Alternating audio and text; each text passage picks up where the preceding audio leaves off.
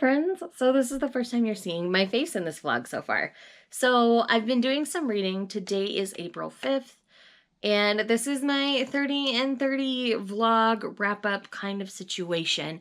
I am doing this in partnership with Izzy at Happy for Now and Tamika from Library of Tomes. I love these humans so much. Our group chat is one of my favorite things in the whole wide world, and we just are having a great time. But real quick, I'm going to toss this in here before I start talking about the things that you've already seen that I've been reading. And that's because Viz sent me another stack of goodies, and I'm so grateful to them. It's a lot smaller, so I didn't want to do a dedicated video, but they did send me Yona of the Dawn Volume 29. Y'all know me and Yona. Hawk is my king. It's so good. And then they also sent me Komi Can't Communicate Volume 12, which is out next week, and I'm so excited for. They did send me a copy of Love Me, Love Me Not Volume 7, which is always lovely. And they sent me My Precious Children, Blue Flag Volume 7. I love this. I love this so much. And then they did end up sending me Tokyo Fashion, a comic book. It's actually hardback, and I had no idea that it was. But, like, the art style is just really sweet and really cute. I plan on getting to this here soon. I'm kind of doing a style makeover on myself anyway, so I think this will be helpful in trying to help me figure out what I'm really missing from my wardrobe and what pieces I need to get. So I think this will be really handy to have. But with that said, let's move on to the things that I've read so far. So first up, I'm going to talk about them in order, actually. The first thing I read was My Hero Academia Team Up Missions Volume 1. Viz had kindly sent me this copy as well, but I don't collect My Hero Academia, so I've actually passed this on to my younger brother who does collect it. I did read it before I sent it on, though. This is a really fun way to look at these heroes teaming up together, and it was just really a lot of fun. It felt a little fanficky to me.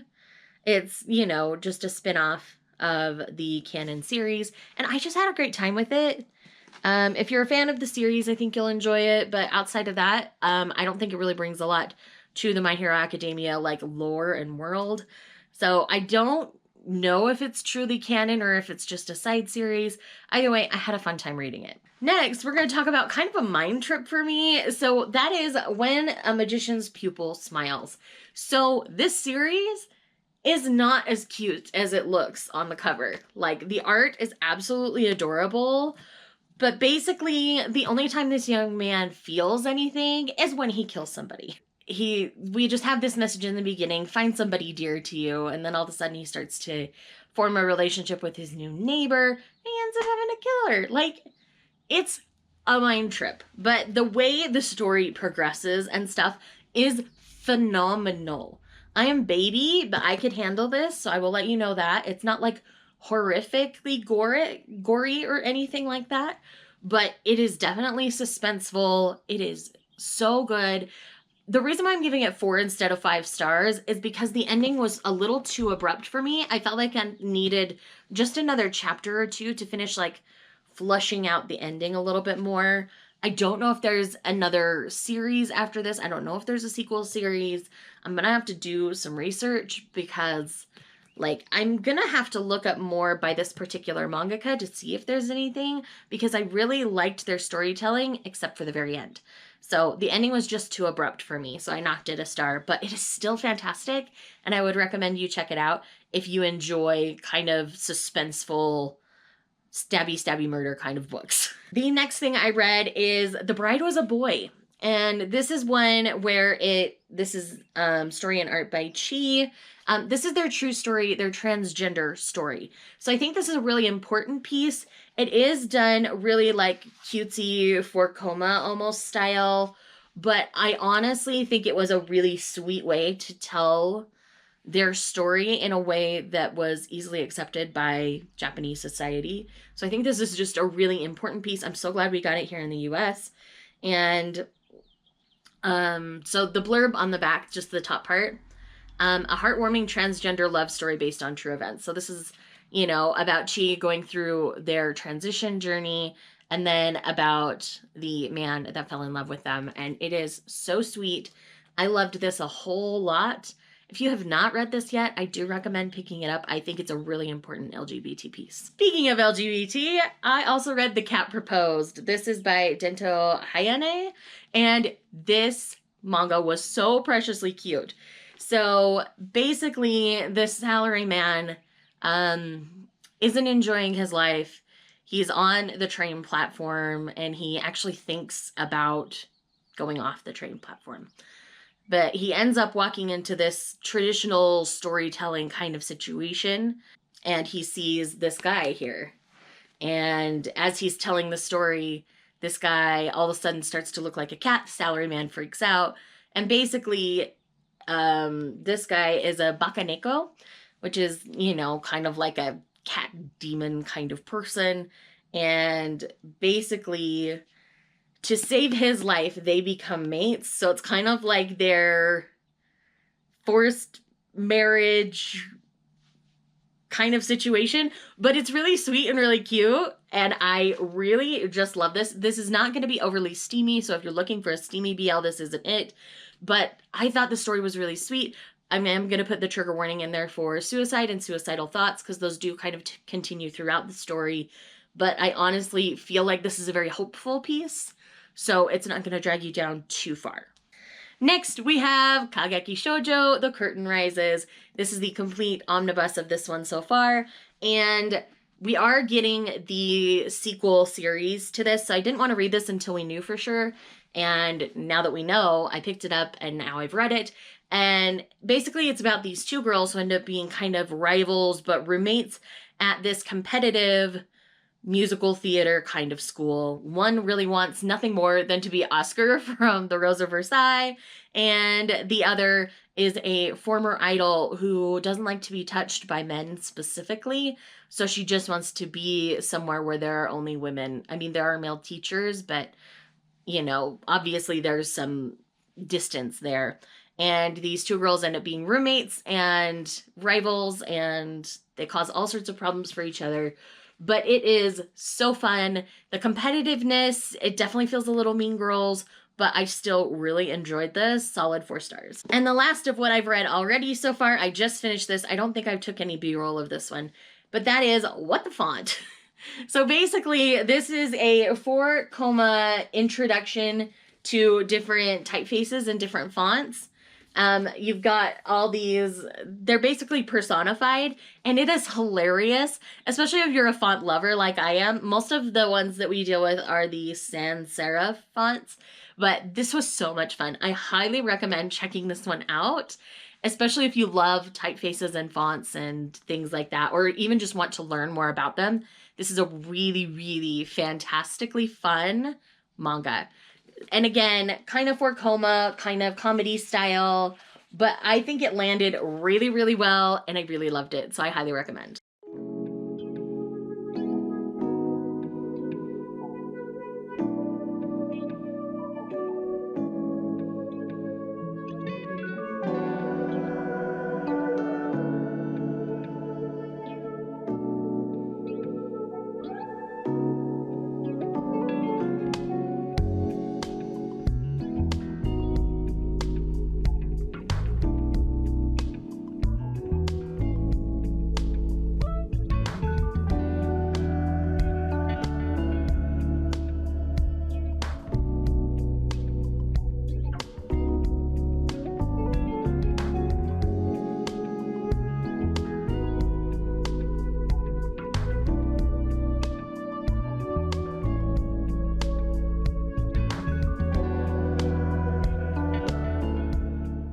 Hi friends, good morning. So it is now the 7th. I think the last time I checked in with you guys was on the 5th. I can't remember. But I've been doing some reading since we last chatted. So I only read 2 volumes of manga yesterday, and then the day before, after we chatted, I basically binged the entirety of My Roommate is a Cat. I found this on Lezen, the app. And yes, it's behind a paywall. You can read the first 3 chapters for free. But I loved the anime so much, I didn't even mind paying for it. And I loved this so much. I do know that the first volume, at least, is available through KU as well. But My Roommate is a Cat is so sweet. So it's about this guy He's always kind of been an introvert, didn't really like to go outside, and his parents ended up dying in a crash while on vacation. And from there, what happened is he's kind of trying to go about his life. He's a writer. He's not really finding inspiration. He goes to visit his parents' grave, and then all of a sudden there's this stray cat who like steals the food that he puts out for his parents. And he ends up taking this stray cat home. And it's about his adventures learning to care for this cat and about how she wants to care for him. The cat's name is Haru. His name is Subaru. I love them so much. This is so precious. I know you can watch it dubbed or subbed. It is available. I know at least through Funimation and Crunchyroll. But I love this so much. So I was so excited to find it at all in English because I hadn't been able to find it up to this point. So I really hope that I'm able to get physical copies of this one sometime soon because I just love it so much. So there were actually 3 other volumes that I've read. I have This Wonderful Season with You, which is the super sweetest BL ever. So we have Inoki, who is this cute little bean, and he's very shy. He has like thick Coke bottle glasses, and so it like distorts how his eyes look. He ends up dropping a flyer, and then this guy, Shirataki, ends up picking it up and, you know, taking it with him. And he's part of the, Inoki is part of the, like, computer science club. I don't remember the name of the club right off the top of my head. And something on the flyer strikes Shirataki, and so he ends up joining this club, and it's about how they...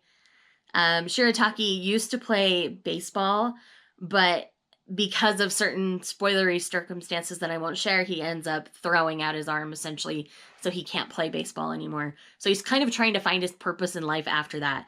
And so meeting Inoki and joining this club kind of gives Shirataki something to live for again in a way. And it is so sweet. They are precious, cute beings, and they just blush at each other for a long time.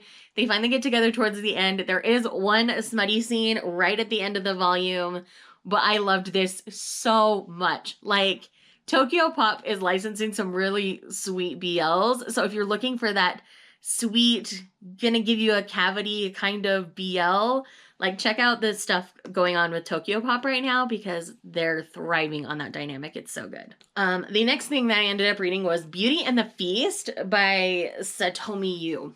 So in this one, we have Shuko, the woman here. Her husband has passed away. She's just been a housewife, and so she's just kind of floating through her life, not really finding a purpose to it, kind of like the other one. And she finds out there's a teenage boy living next door, and she had all this leftover rice. She accidentally made too much. And so she makes up some rice balls and takes it over to him. And she's like, here, you can have this. You can take them for breakfast or whatever. And as she's talking, he like gobbles all 3 up. And so like she starts cooking for him, and it kind of gives her a purpose. And like things are starting to feel borderline romantic. So I don't know how to feel about that because he's 15 and she's a 28-year-old woman. Like, that age gap feels funky to me. I'm gonna be straight and honest about it, but it's cute at the same time. So I want to try one more volume of this one before I make like a harsh, yes, I'm gonna keep going, no, I'm not. I mean, I can suspend my disbelief and understand it's fiction. In my head, I just age him up to 18 and we go from there. So yeah, it's just that legal barrier that's got me a little like, ugh, I don't know. Other than that, like the story going on is pretty dang sweet. I do wish he was like a college guy instead of a high school guy. I don't know why it couldn't have been that, but whatever. Maybe we'll learn more about that in the next volume and why that works that way. But anyways, I am going to try one more volume of this one and then I will decide for sure. But I really enjoyed it. I gave it 4 stars because I did have a good time reading it, except for the ugh factor. It probably would have been 5 stars if I wasn't a little like, oh, I don't know. Because that feels weird. That's even bigger than the Takane and Hana gap, and this isn't relying on humor to get it through. So it's much more serious and like real life feeling rather than Takane and Hana, which is like shenanigans galore. So I think that's the difference. Like, even though there's a big age gap into Kane and Hana, like they are having humor kind of pull the story forward, where this one is much more serious feeling, and I think that's where I'm like, oh, I don't know. The most recent thing I've read is volume 10 of Girl from the Other Side. So my local store had this in a week early, and they know that I collect the series at the store, so they called me up. They're like, hey, so this one came in a week early and we know you collect it. Do you want it? And I'm like, yes, please. So I canceled my pre-order for this one and went and picked it up and read it, and I'm so sad. There's so much going on here. Like, I am gutted with the reveals in this particular volume. Like, I don't know how to feel about it.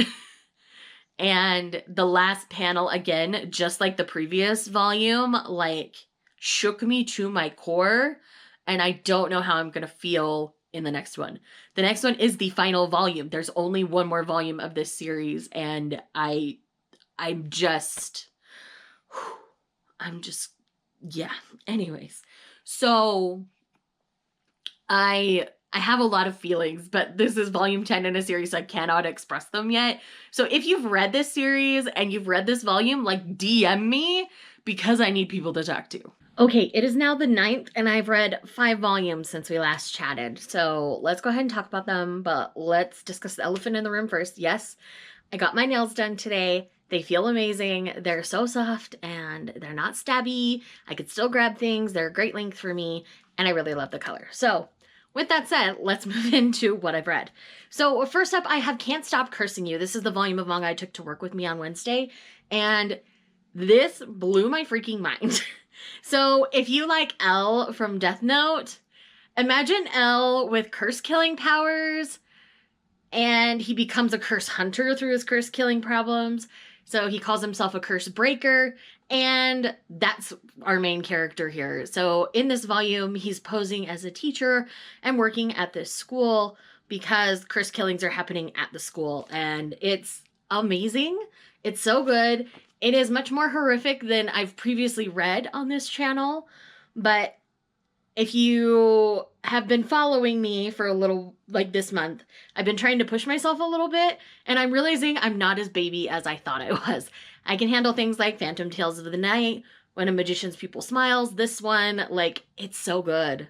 It's so good. So if you've been missing Death Note and wanted something to kind of fill that void, try this one out. There's only 1 volume out of it so far because it's a new release, but oh, I loved it. It was so good.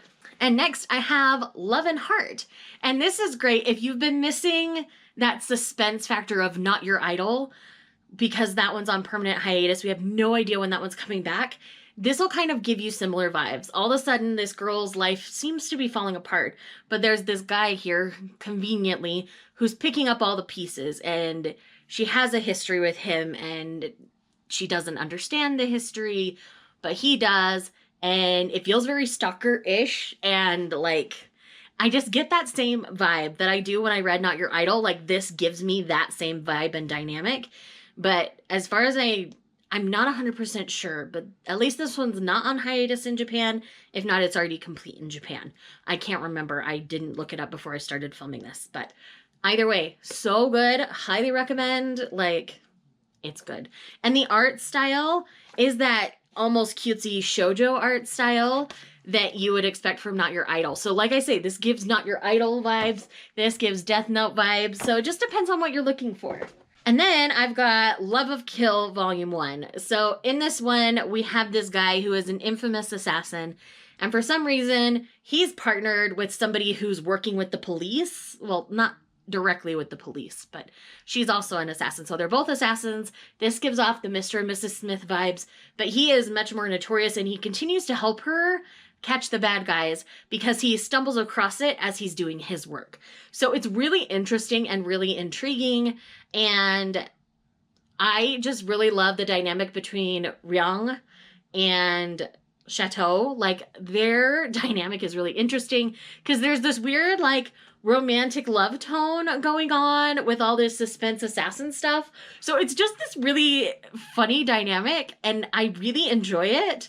So yeah, Like, I would recommend people try this one out for sure. All right, let's go to another pretty sweet BL, and that is I Cannot Reach You. This is volume 1 by Mika. In this one, we have two childhood best friends. The tall, dark-haired guy has a crush on the little blonde guy, and, you know, he's obviously like the school hunk, and the short blonde guy doesn't feel like anybody finds him attractive. And throughout the volume, the tall guy starts to reveal that he has feelings for this little blonde friend, and his blonde friend's putting it together, and he's blushing constantly and is trying to figure out how he feels, and it's just really sweet. I'm really excited to see where this one goes. I'm just gonna read this little blurb from the back, and it says, "No matter how much time we spend together, I'll never become special to you." Because that's kind of how the dark-haired guy thinks. He's like, we'll never cross that line because I'm just your best friend. And it's so sad because, like, oh, there's so much about this, but I don't want to spoil it, so just go read it for me, okay? Okay. And then, last but not least, to catch up this vlog, I did read Wonder Cat Q-chan. So this is just adorable, overly smart cat shenanigans. The cat wears socks. He's just adorable. Q-chan is adorable, and a college guy is who picks him up, and it's just like the cat mimics him. Like, the cat is like partially human, so I don't know if eventually Q-chan becomes a person. I don't know, but it's adorable. I love it. If you like cat shenanigans, things like Cheese Sweet Home or Sue and Tai-chan, anything like that, definitely give this one a try. Or With a Dog and a Cat Every Day is Fun. You would like this one. So if you are an animal manga person, definitely pick this one up. It's so fun. Those are the 5 that I've read since we last chatted for this vlog. So I've got some more reading I want to get done, but I'm well ahead of things. I've read like 15 volumes, and today's the 9th. So if I don't get much manga read this weekend, that's okay. I do need to focus on getting some arcs read, so I think that's going to be my main priority this weekend. I'd also like to finish my audiobook. So with that said, once I've read more, yeah, I'll just check in with you guys in the next clip. Okay, bye-bye. Rating it. Couldn't stop comparing it to Yona. What was the other one I read? Hi friends, it's been a long minute since I filmed for this vlog. It is now April 19th, and I have quite a bit to update you on. So first up, I'm going to mention that I did do another NetGalley manga reading vlog, and because I talk about all of them over there, I'm just going to leave that linked in the corner rather than repeating myself here. So definitely go check out that video if you want to know my thoughts on some things upcoming. So I have a few more like volume 1s that I did, and then I did a few volumes in one series. So let's chat about those. So first up, I have Nameless Asterim, volume 1 by Kina Kobayashi. This one is actually really, really sweet. It's like a sweeter version of Blue Flag and more sapphic. So if those appeal to you, I definitely recommend picking this one up. So this is basically about a group of friends that are starting to realize they all have feelings for various members of their friendship, and it's so interesting. I really enjoy this. I do plan on picking up more of this one as I find it, so yes, highly recommend checking this one out. I don't hear like anybody talking about this. The first person I heard talk about this was Natalie over at Pages and Panels, and so I really picked it up kind of on her recommendation, and I really enjoyed it. So again, if you like things that deal with teenagers figuring out their sexual orientation and things, you'll probably really enjoy this one. Next is one that I have mixed feelings about, and that is Loveless Volumes 1 and 2. So in theory and in concept, I really like this story. So essentially, we're dealing with this young man who his older brother passed away, and he's kind of been grappling with his own like identity in a way. He feels like he's not the person everybody expects him to be. And so there's some stuff going on there. There's some amnesia. And so I don't fully understand that situation yet. And then there's this guy, Sobi, who comes in and basically declares his love for this young man. And they end up being like paired fighters together against the people who ended up killing his brother. So they're kind of teaming up to get revenge and to figure out what happened to the brother. And the age gap kind of skeezes me out because it feels a little grooming like, but I feel like a hypocrite saying that because the older guy's 20 and then the young man is 12, but that's the same age gap in A Bride Story. I think the difference there is, one, culturally of the time, that was kind of how things went. And that has always felt very innocent to me. This does not. He is very clearly like declaring his love for him. And in the other one, it's like an arranged marriage situation where they're not out there saying, I love you all the time. And yes. So, I mean, like, the older guy even talked about getting hard after the young man sent him a text. And so, like, I don't know how to feel. So I'm going to sit on this for a bit. I might pick up the next omnibus. I'm not sure. I don't know. I think I'm just going to have to like do more research to see kind of the direction of this series, to see if it's something I would even enjoy, because I don't want it to feel like bunny drop by the end. So there's that. Next, I have Laughing Under the Clouds, Volume 1. This feels a little more like a short story collection kind of series, and taking place in the Meiji era. So it's interesting. It deals with, the period after samurais, where the samurais are kind of forced out and things like that. So it is interesting, but I feel like I wanted a more fluid story, and I'm not really getting that with just one volume. So this is one it'll probably end up a try 3 situation where I try the first 3. And if I still feel the same at the end of volume 3, I probably won't continue. But I do really enjoy the art. I thought the art was fantastic. I mean, I feel like the art on the front doesn't do the art inside justice. Like, it's beautiful. So there's that. And then the last volume one I am here to talk about is Leia, Princess of Alderaan, the manga adaptation, Volume 1. So, I love Princess Leia. I ended up giving this 4 stars. I really love the story being told, but I'm being a little particular about the art and probably far too picky, because I feel like they changed some key characteristics of her face, and so it doesn't feel quite Carrie Fisher enough for me. So there's that. That's my biggest complaint about this, but story-wise, I really enjoyed it, and I really loved what was happening. I love how she truly became Princess of Alderaan, and I like how her parents treated her and stuff because of who she is, and it's just really interesting. So again, I do recommend checking this one out if you enjoy Star Wars or Princess Leia specifically. And then, we're on to some of my favorite reads so far this month, and that is volumes 2 through 4 of Queen's Quality. This is a series I genuinely love and adore, and it is just one of my all-time favorites. I've ordered the rest of the volumes that I'm missing because I just need to binge them. So I placed myself a Right Stuff order. I'm on a low buy month, but I don't feel bad doing that because I'm obsessed. This mangaka is one of my favorites. They also do Dengeki Daisy, which is one of my favorites. I really love the direction of this series. The romance feels so sweeping and beautiful, and I'm just here for them, okay? I'm just here for them. And they are my precious children, and I need to protect. And this is the sequel to QQ Sweeper. So if you are interested in this one because you've seen things that I've put out there, QQ Sweeper must be read before this, or you're going to lose a lot of context as to how things are working.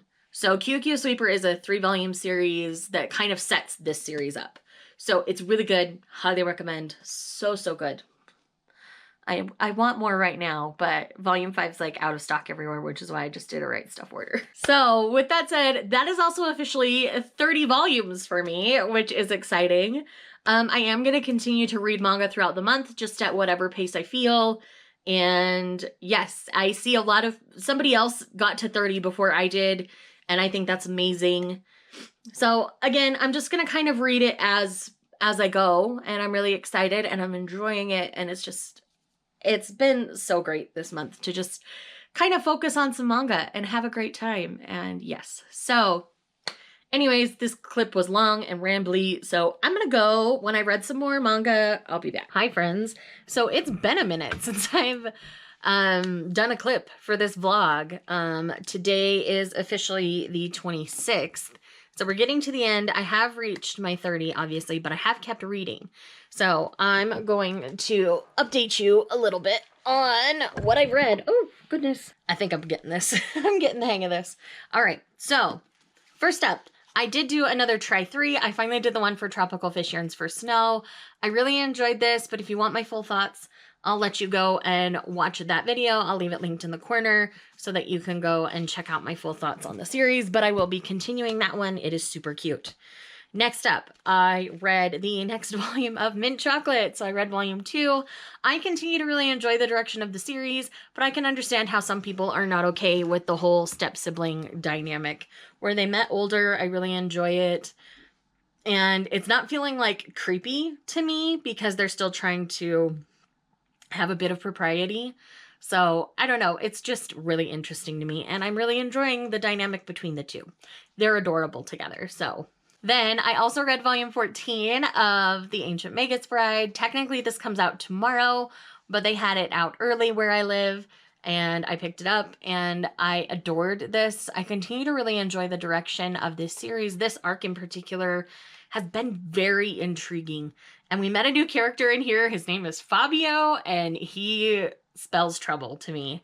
And the fact that he's named Fabio had me cackling. But I did really enjoy this volume, and I continue to really enjoy the series.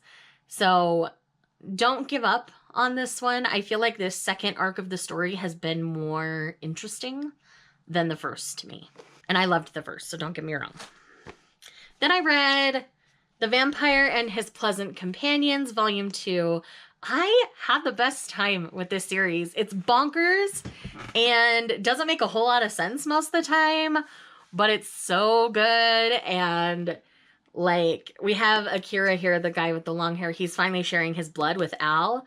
And it's very like sensual as that happens, but no banging has happened yet. So I'm ready for them to bang already, if we're honest. And I just really continue to enjoy the art and the way everything works out. And this one is just a lot of fun. So I highly recommend giving it a try. Now we have volume 2 of Ancient Magus Bride's Wizard Blue. Now this volume had the series kind of take a turn for me in a good way. Like, it's really good. I really liked establishing everything we did in volume 1, but volume 2 really makes it its own story, so it doesn't feel like the Ancient Magus Bride, if you know what I mean.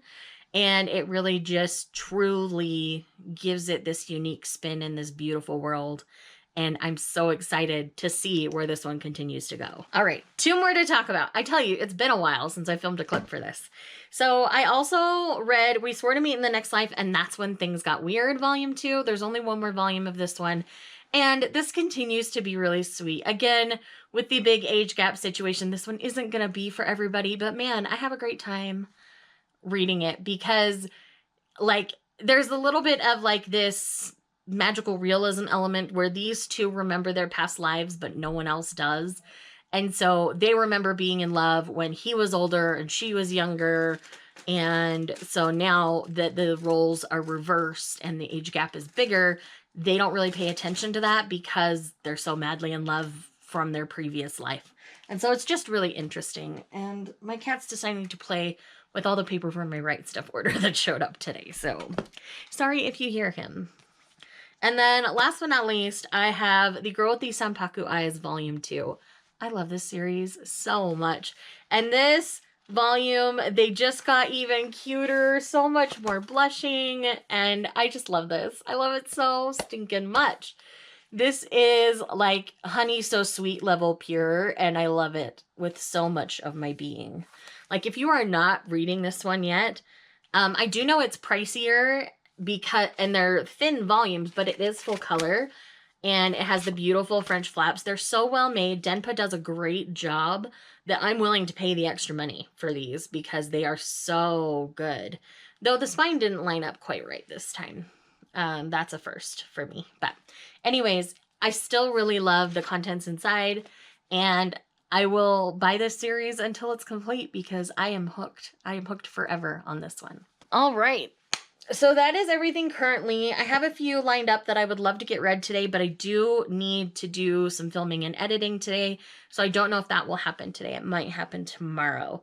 And then we're going to do a live show at the end of the week to get all of this wrapped up and things. And this vlog is winding down. You'll probably get 1, maybe 2 more check-ins from me. And that'll be it. But in the meantime, I hope you're doing well and I hope you've been enjoying the vlog. Hi friends, so I am here to wrap up this 30 and 30 vlog.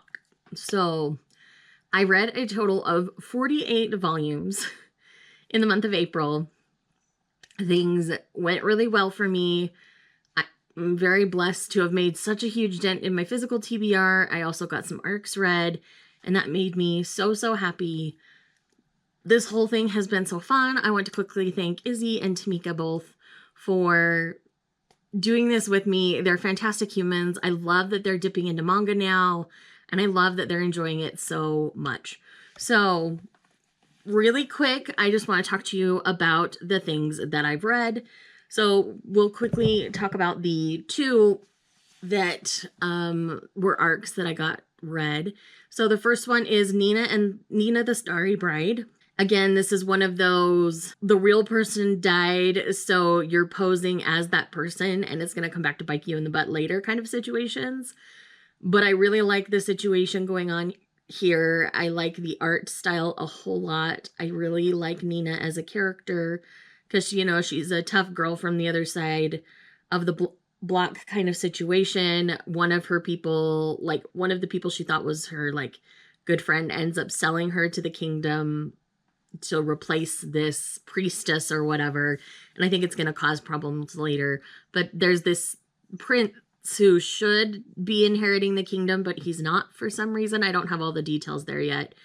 Who's kind of using her as a plot device. And I think he will be like her downfall later. I don't fully trust him, but I like him and I kind of ship them. So it's this weird, like, I can't trust him as far as I can throw him, but I like the idea of them together anyway. Situation going on, and I like that dynamic. So it's just a thing. Sorry, I've got the hiccups, and it's like driving me crazy here. The other arc that I read was And Yet You Are So Sweet, Volume 1, and this was super cute. It's a really cute shoujo romance. Basically, it's about this girl who confessed to this guy. He was kind of a jerk about it. After that, she's decided she's never going to confess to another guy ever again. And she's just going to bottle up all her feelings and have one-sided love for the rest of forever. Anyways, there's this guy that works with her in the library who I think has been crushing on her for a long time. Clearly, he's interested in her, who says, well, why don't you have a one-sided crush on me? So things start to develop between the two of them, and it is so precious. I loved this a whole lot. And it's a really great look at young love and how even though you might not feel like you're worthy of someone, that you actually are and things. It's so cute. I love it a whole lot. Either way, we'll definitely be collecting more of this one. All right, so let's get into the rest of the physicals that I've read, and then we'll close out this vlog. So I did get around to reading Volume 2 of Golden Japanesque. I actually really love what happened in this second volume. I really struggled a lot with the bullying in the first volume, but you see how Rintaro really empowers Maria to stand out on her own and be herself within this volume. And I really love him for that. And I love their dynamic, and it's so sweet. I really think he's going to just continue to empower her throughout the series, and it's fantastic. They're going to go on their first date in the next volume, so I'm very excited about that a whole lot. So I continue. After Volume 1, I wasn't sure. This one sealed the deal that it's a series I am going to love a whole lot. And this is actually the same mangaka that does Care First Love. So if you liked that series, definitely try this one out. Next, we have Volume 2 of The White Cat's Revenge as plotted from the Dragon King's lap. So in this one, Ruri, you know, is much more like accomplished and, you know, taken seriously by the Dragon King's kingdom. And he's never really been able to get close to Animal. She's in her cat form for all of this, obviously. He wants her near and she wants him near because they're like magic wavelengths mesh really well together. So they're like happy and content around one another. And so that is an interesting thing going on here. And now politically things are starting to move a little bit. So I'm really excited for Volume 3 of this one. I want these hiccups to go away so bad. Oh my gosh. Next I have I'm the Cat Lord's Manservant. Volume 1. Now, in this one, this young man, Izumi, his parents die while on a trip. And he is left with nothing, essentially, except this set of keys that says, go here for help, from his father. And he always kind of resented his father. He wasn't ever really around, all that kind of stuff. So from there, he shows up at this house, and there are these guys like all over each other when he walks in the door, and he's like, what on earth is going on here?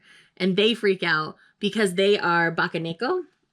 I talked about The Cat Proposed, which had a Bakaneko in it. So it's basically like a cat demon kind of a thing. They can have human form or cat form. And so now, to have somewhere to live and things, he's committed to helping out these Bakaneko in this house that his dad had bought, I guess. The way that they all tie and weave it into his life is really entertaining. I laughed out loud with this one. It was so fun. So if you like cats or just shifting shenanigans, like, this is a fun series for you. Next, we have BL Fans Love My Brother. This is a self-contained series about how this girl's older brother, so this older brother writes dojins or dojinshi. They're basically like they're like manga style fanfic is the easiest way to kind of describe what they are. And he does it for this particular series where they're all like muscly men, and he ships them together, and so he draws them. Like, it's hilarious. It's hilarious. I love it so much. And, well, I guess you could see there on the cover. And he hasn't left his room. He's been a total shut-in. And it's about how this sister helps him with his dojins and slowly helps him come out from his bedroom and start to experience life again. It's really sweet and really cute. I thought it was a lot of fun. And if you like manga or fanfic convention kind of stuff, this will probably be a series you'll really enjoy. And Daytime Shooting Star Volume 12, which is the end. This is the final volume. My ship wins, my ship sails, and I actually really appreciate how it all came together. Sailed, I'm happy. I'm not going to burn the series. I'm very content and happy. I probably just spoiled the end. Sorry, guys. And then I have volume 13 of Snow White with the Red Hair. We're having a big shift in the series happen right here. We're clearly entering the next arc of the series with this. And basically, this is going to separate Shirayuki and Zen for the next couple of years. And so I'm really interested to see how this is going to play out in future volumes. But Obi kind of had a moment where he had to decide if he wanted to go off on his own or if he wanted to stay and continue to serve Shirayuki and Zen. And I really loved the approach of this particular volume. I really like the way that Zen handles his people. He kind of steps back. He's like, this is what I want from you. But at the same time, you're your own person. You make your own choices. And you have to live with those choices. And so I really love that he gives Obi the room and the space and the time to figure out where he wants to be and what he wants to do. So I really loved this volume a whole lot. I feel like this series continues to get better. So even if you watch the anime, like, it gets better. Keep going. And I really just enjoy it. And then last but not least, we're going to talk about Katakoi Lamp. And in this one, it's a really cute BL where this guy basically kind of inherits this cafe from his dad. It wasn't turning a profit, so the goal now is it has to turn a profit. And this young man continues to come in and frequent it because it's near his college, and he keeps looking at the red-haired guy. And so the red-haired guy starts to notice him, and he starts to kind of crush on him. And he's like, I've never been interested in guys before, but I'm really drawn to this guy. And it's really cute. And so his name's June. And June, after they kind of start to have a friendship, confesses that he has a crush on his female coworker, not on him. And so he offers to, like, help him. And as they get spending time together, June just wants to spend time with Kazuto. And it's cute. I really like how they come together slowly. And there is a sexy hot springs kind of moment at the end. It's very like mild and, you know, like not anything too graphic. But again, if you don't want your teens like consuming sexual content, just know that there is some in here. And I really enjoyed it. It was so sweet and so cute. And I had a great time. So friends, that is 30 and 30. Thank you guys so much for watching this vlog. I hope you enjoyed it. Sorry for my hiccups in this last clip. And I will see you guys in the next video. Bye.